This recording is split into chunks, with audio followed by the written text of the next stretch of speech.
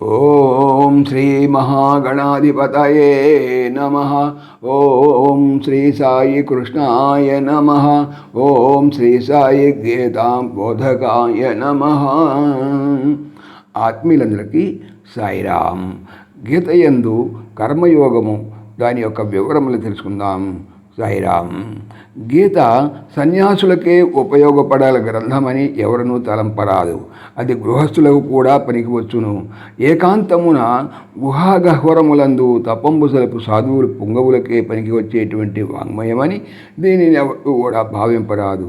జనాకీన పట్టణములందు పనిపాటలు చేసుకున్న కుటుంబీకులకు, వ్యాపారస్తులకు, వ్యవసాయదారులకు కూడా అక్కడికి వచ్చేటువంటి శాస్త్రం ఇది.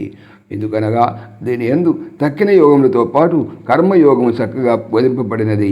వ్యవహారం సలుపుకొనుచు కూడా మోక్షము అందుకొనగలుగు విధానము దీని యందు రూపొందింపబడినది.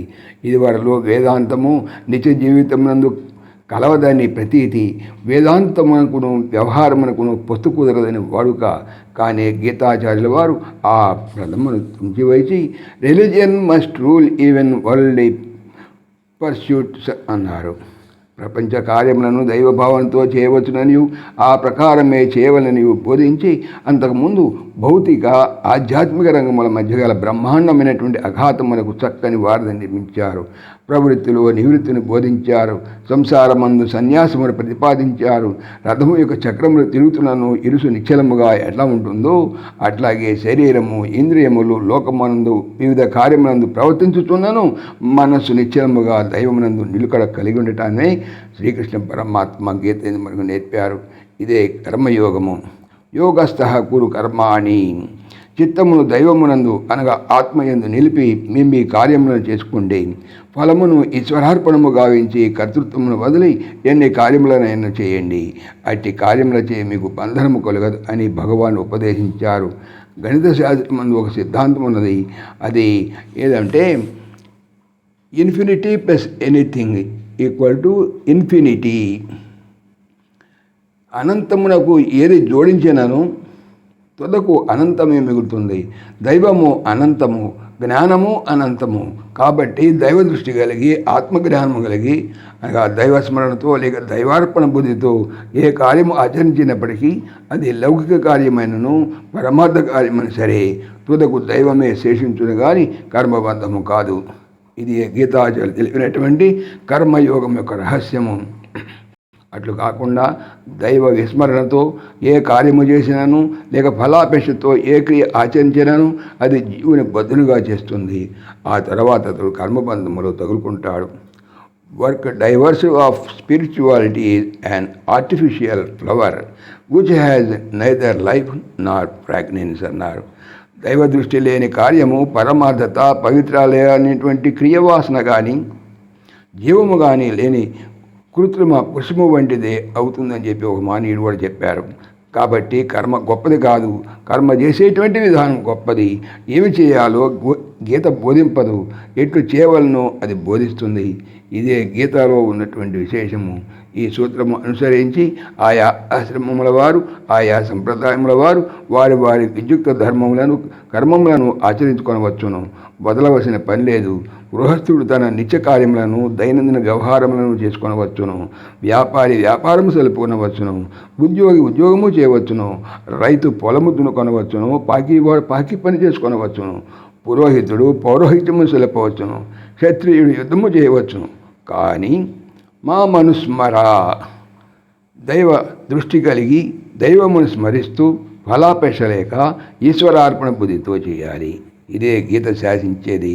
అప్పుడు కర్మయందరి విషము అనగా బంధజనకత్వము తొలగగా సామాన్య క్రియ మహాపవిత్ర క్రియ మారిపోతుంది.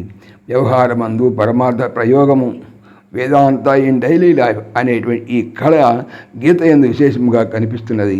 గీతకు విశ్వవ్యాపకత్వము కలుగజేసినటువంటి ధర్మం ఇదే. జ్ఞానాంతరము నివృత్తి అనివార్యము కాదని గీత బోధించున్నది. అర్జున జీవితమే ఇందుకు తార్కాణము. మోహము అజ్ఞానం శమించినప్పటికీ అర్జునుడు ప్రవృత్తిని విడలేదు కదా, సంసారాన్ని వదలలేదు. గీత చదివితే వైరాగ్యం ముదిరి అరణ్యంలో పారిపోతారేమో అనేటువంటి సంశయముచే కొంతమంది తమ బిడ్డలకు గీత చెప్పించటం లేదని చెప్పి తెలుస్తున్నది. కానీ అటువంటి బెంగ ఏమీ వారు పెట్టుకోవలసిన లేదు. గీతను నేరులో విన్నటువంటి అర్జునుడే అట్లా చేయలేదు.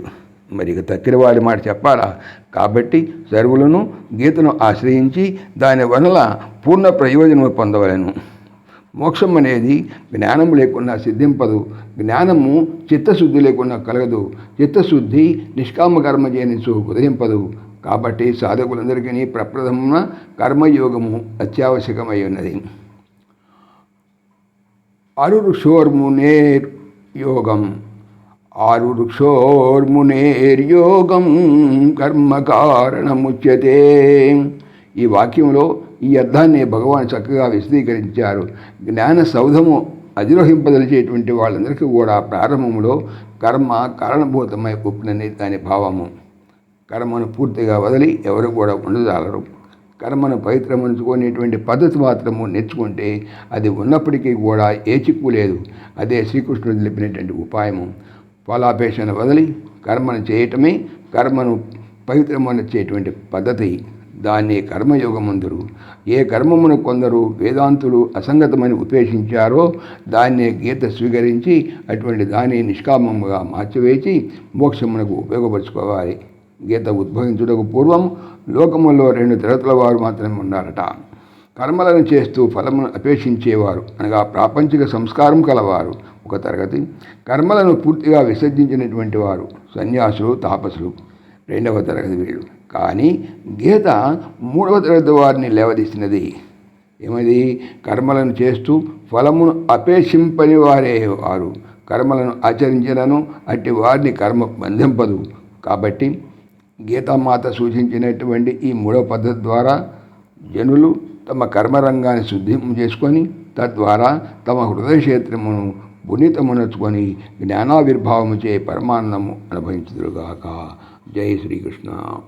ఓం దేవకీ నందనాయ విద్మహే వాసుదేవాయ ధీమహి తన్న కృష్ణ ప్రచోదయాత్. ఓం సర్వం శ్రీకృష్ణార్పణమస్తు. జై శ్రీకృష్ణ. జై జై శ్రీకృష్ణ. ఆత్మీయులకు మనవి, శ్రీకృష్ణ పరమాత్మ ఈ ఛానల్తో పాటుగా అనంత మహిమల శ్రీ సత్యసాయి అనేటువంటి మరొక యూట్యూబ్ ఛానల్ చేయిస్తున్నారు. దీనికి సంబంధించిన లింకు డిస్క్రిప్షన్లో చూడవచ్చు. జై శ్రీకృష్ణ. జై జై శ్రీకృష్ణ.